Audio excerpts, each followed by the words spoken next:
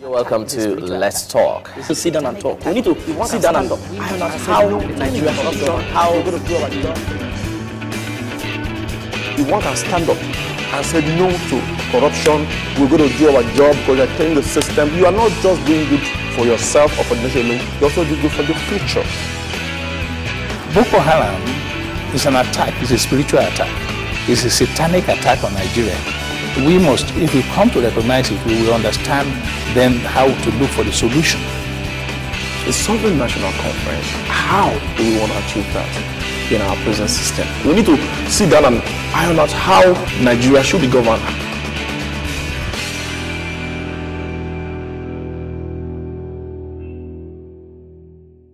It's time for us to talk. It's the program Let's Talk, and it's great to know that you are joining us on this edition. Today we're talking education. Now, the state of education in Nigeria seems to have been somewhat neglected because of perhaps some more pressing issues like the insecurity issue, and because of that it seems like the education issue has been relegated to the background. However, the state and the quality of education continues to be worrisome, very worrisome, going by the performance of students in examinations such as the West African Examination Council, the WAEC, and some other examinations. Now, today we're going to be looking at a topic that says recurring students' failure and West African Examinations Council. Recurring Students' Failure and West African Examinations Council. And to help me look at this particular issue, I have with me Gloria Chimu. She is SIFMAN. She is from the SIFMAN Institute of Technology and Management. She's also a lecturer. She does lecture in mass communication, and she is also the head of research, SIFMAN Institute. You're welcome to Let's Talk. Very much.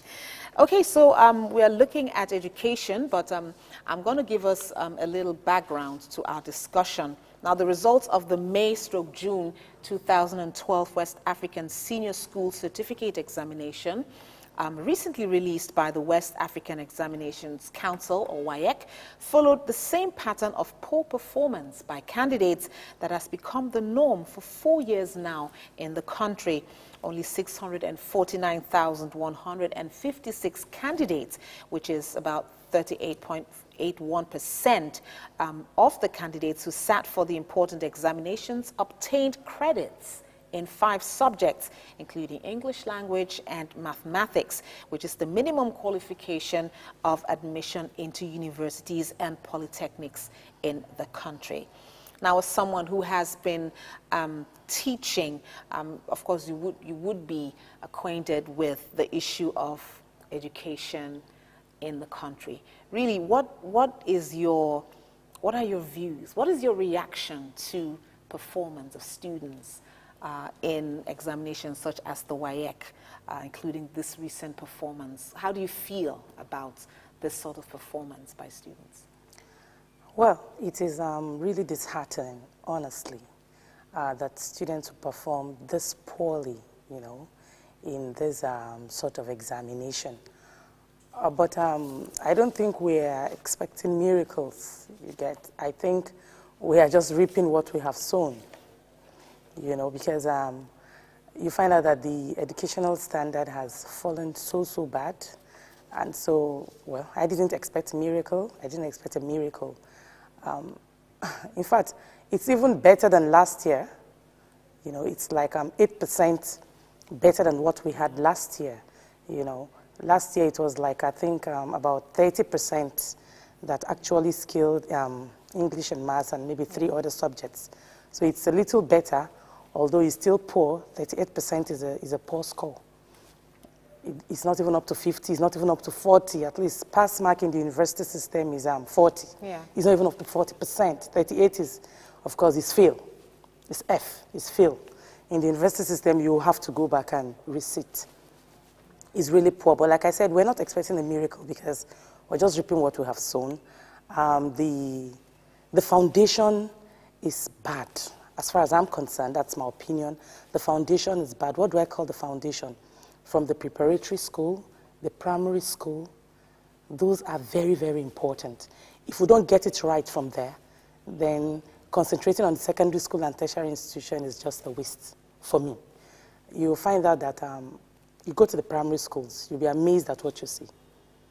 You understand? You'll be very amazed. You go to schools, no classrooms, some half, you know. I actually saw a classroom somewhere at Eric Moore. The block is just maybe 3 or 4, you know, like that, and then a roof, and the students are there. And that's a primary school. That's the foundation.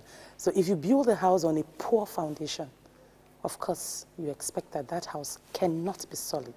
So that's my take on that. Okay, you talked about, well, us reaping what we've sown.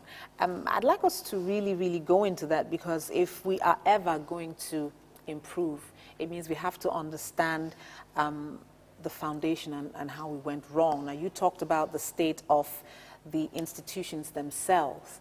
What other things, in what other areas have we missed it that have brought us to this point where we have really nothing to show for? We have 38, like you said, it's fail. You know, what other things, what else has been responsible for this poor performance?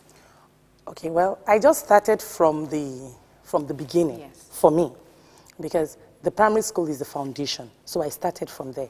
There are a lot of other factors. One other very important factor is those of the teachers themselves. Okay. You see, in Nigeria today, you find out that the teaching profession is for those that can't get other jobs.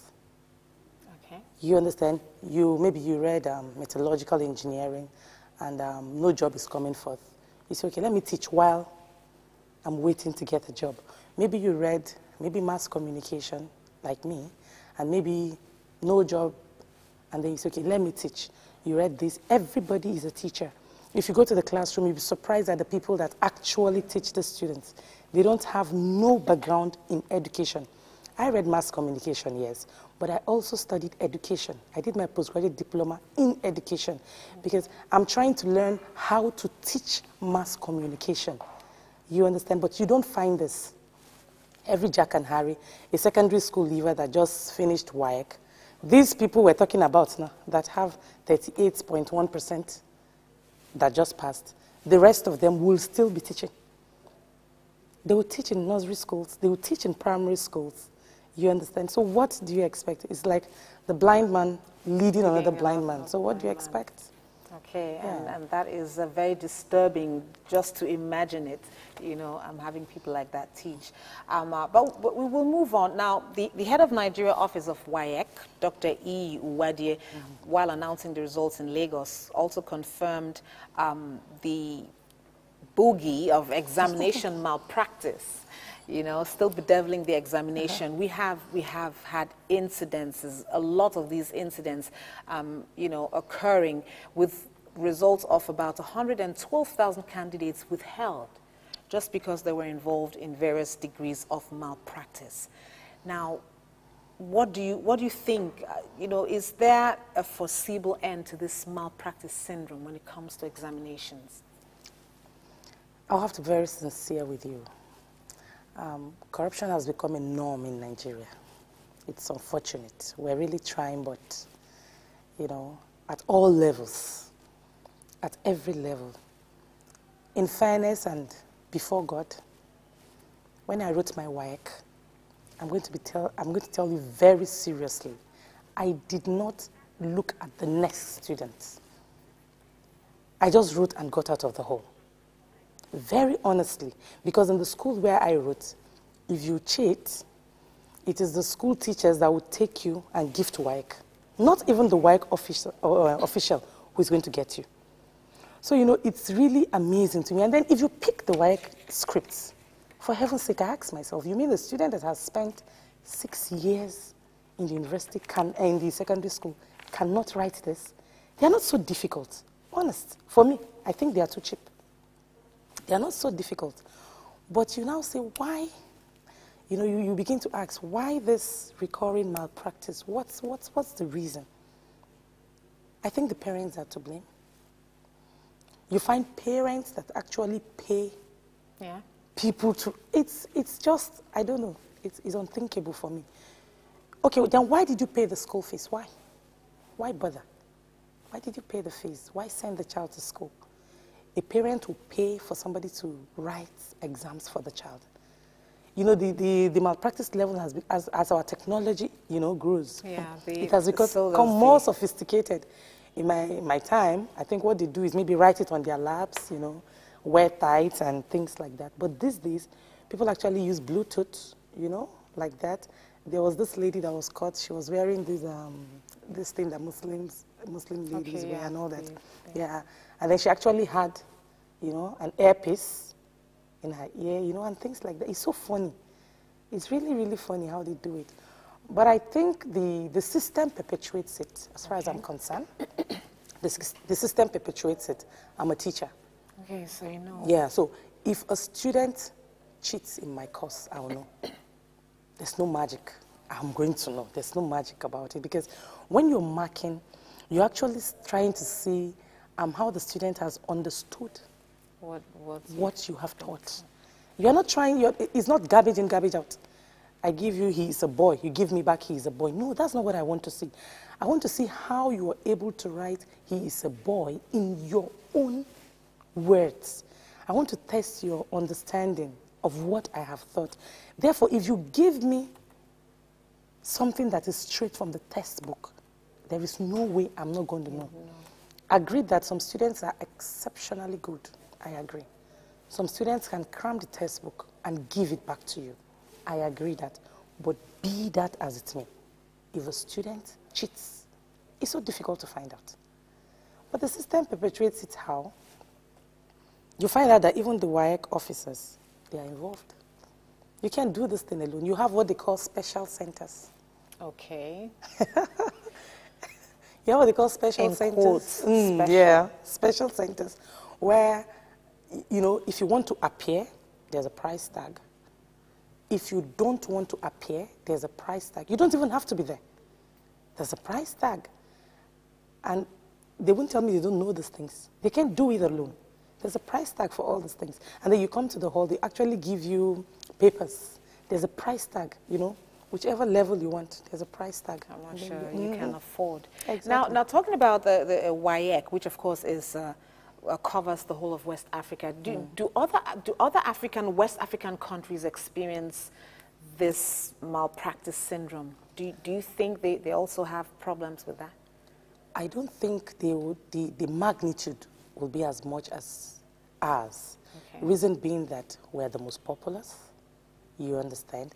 We're the most populous. Therefore, if our malpractice level is like maybe 50%, theirs could be about 2%. You understand? And we're the most populous, and aside that, we're very sophisticated people here. I tell you, we're very, very sophisticated people here. But even be that as it may, our result is even better than some of them.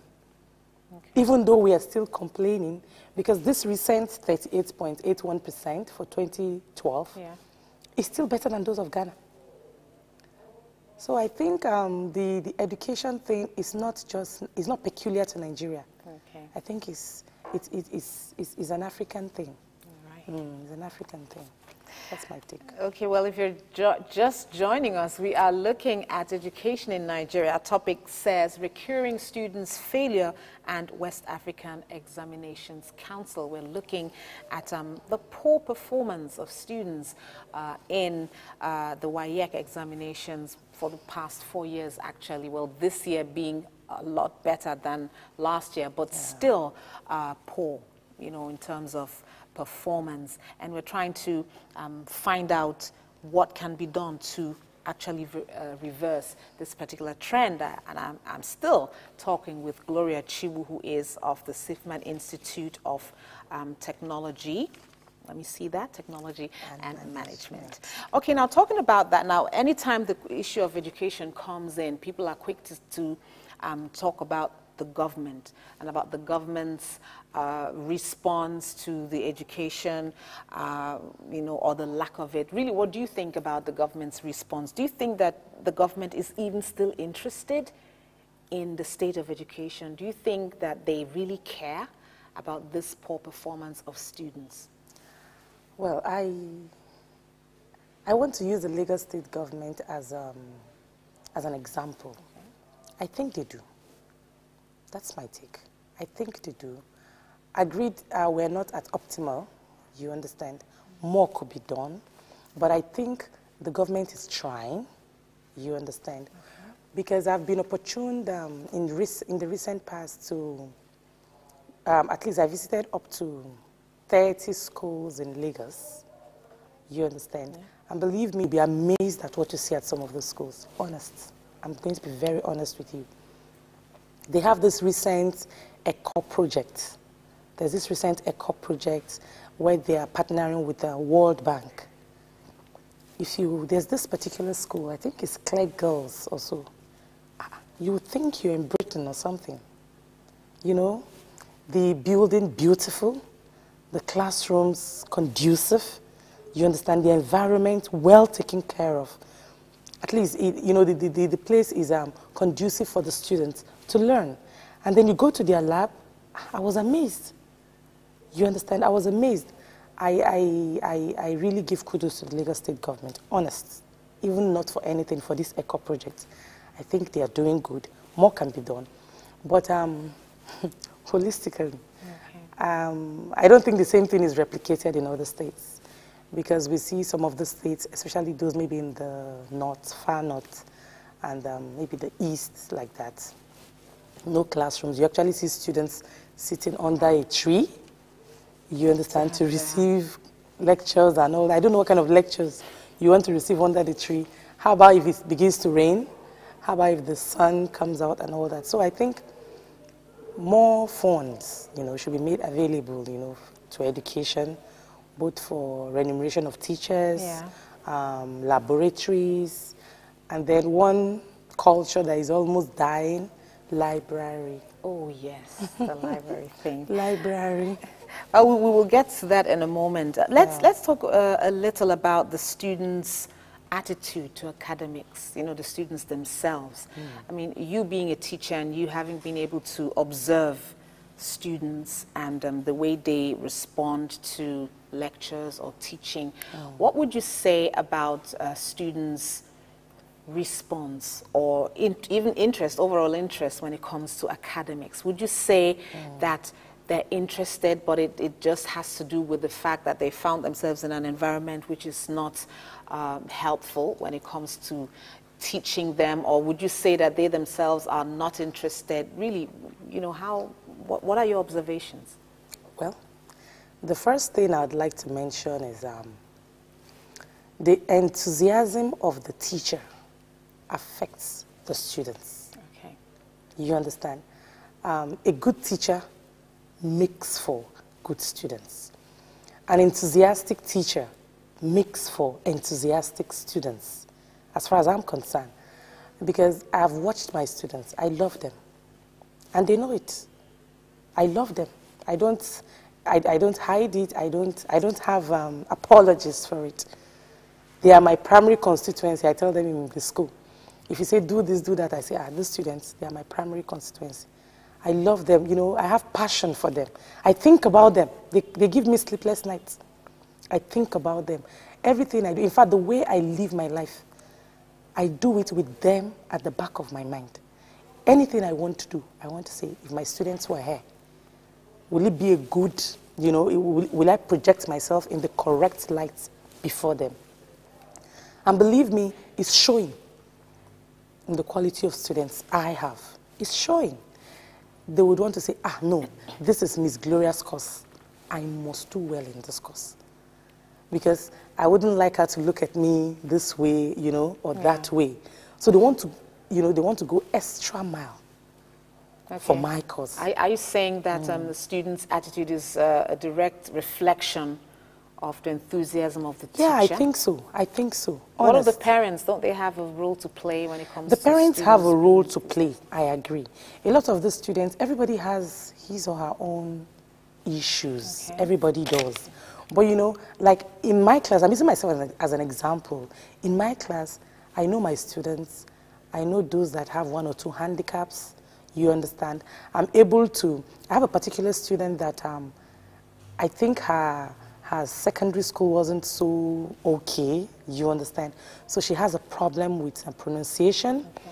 She has a problem with articulation, you understand? You ask her a question, it's not as if she doesn't know it, but she doesn't know how to say it, you understand? And you see her gesticulating, you understand? Like that. So you know what? I go extra mile for that particular lady. I call her to my office, I try to talk to her.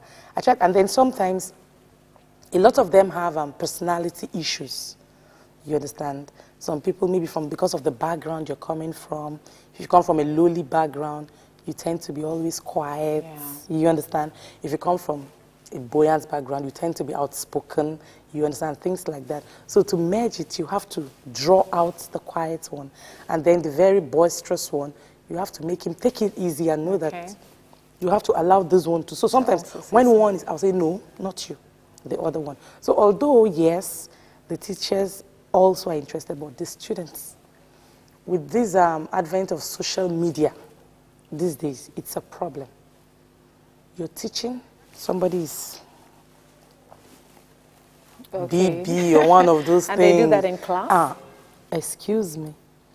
You understand, this social media, it has become a problem in Nigeria. Social media actually, the internet really is supposed to be a tool to aid study and research because, you know, at the tip of your fingers, you have access to that information.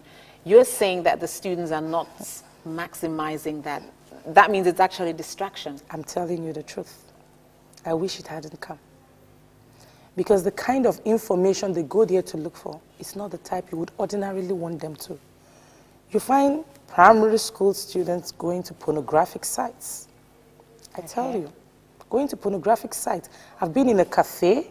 In fact, in my university, I was in a cafe, in the school cafe, where that child can't be more than 12. You'll be amazed. He wasn't just going to he was going to a gay site. I was so pissed that I actually slapped him. What are you doing on this site? Even if you watch pornography, as bad as it is, at least watch the street one. Jesus, what are you doing here? You understand? So, they are not maximizing it at all. And that's really sad because there's so much information, so much to be gotten on the internet.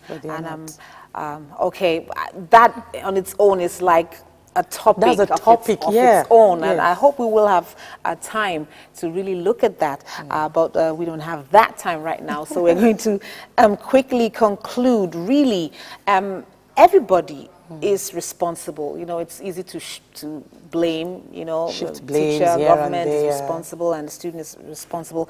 Now, what do you really think has to be done very quickly to for students to improve, for education generally to improve in this country? What has to happen in your opinion? Very quickly, in my opinion, we'll start at the beginning. From the preparatory schools to the primary schools, like that. Our primary school has to be solid. If the primary school is solid, believe me, the rest is just a given. You understand? That's number one. Then number two, the teachers themselves. We need qualified teachers. You understand? There should be a kind of maybe certification examination for teachers. Like you have maybe in ICANN, in APCON, you know, CIBN, like that. There should be a certification examination for teachers, both in public schools and private schools.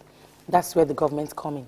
As a regulatory body, they should be able to regulate the activities of the teachers. So we'll make sure that the people that are actually passing this knowledge are qualified to do so. You could know mathematics, but knowing how to teach mathematics, it's not the same thing as knowing mathematics. You could know biology, but being able to impact it to some other person is a skill you have to acquire. It's not enough to know it. It's not enough. You should be able to impact it on another person. You understand? And then, of course, the facilities in the schools, both private, I'm across board, both private and public facilities, laboratory for science students, library, and then even public libraries. We could have public libraries, you understand, that people could go and read and things like that. Okay, well, so much passion about this. We have been looking at the topic that says Recurring Students Failure and West African Examinations Council, and I have been talking with Gloria Chiwu, who is of the Sifman Institute of Technology and Management. She also is a lecturer in mass communication. She also is the head of research, Sifman Institute. Thank you very much for coming today. And yes, I guess that's about it. Don't be the reason why students would perform poorly, that poor actually. Whether it's whether you're a teacher, you're a parent, or you're even in government, do not be the reason why we have this poor performance. Let's get back to the foundation and correct it. Well, that's the much we can take on this particular edition of Let's Talk. You're welcome to Let's Talk. We should sit down and talk. We need to sit down and iron out how Nigeria corruption, how we're going to do our job. You want to stand up and say no to corruption. We're going to do our job because you're telling the system. You are not just doing good for yourself or for the nation alone. You also do good for the future. Boko Haram is an attack, it's a spiritual attack. It's a satanic attack on Nigeria. We must, if we come to recognize it, we will understand then how to look for the solution. The Sovereign National Conference, how do we want to achieve that in our present system? We need to sit down and iron out how Nigeria should be governed.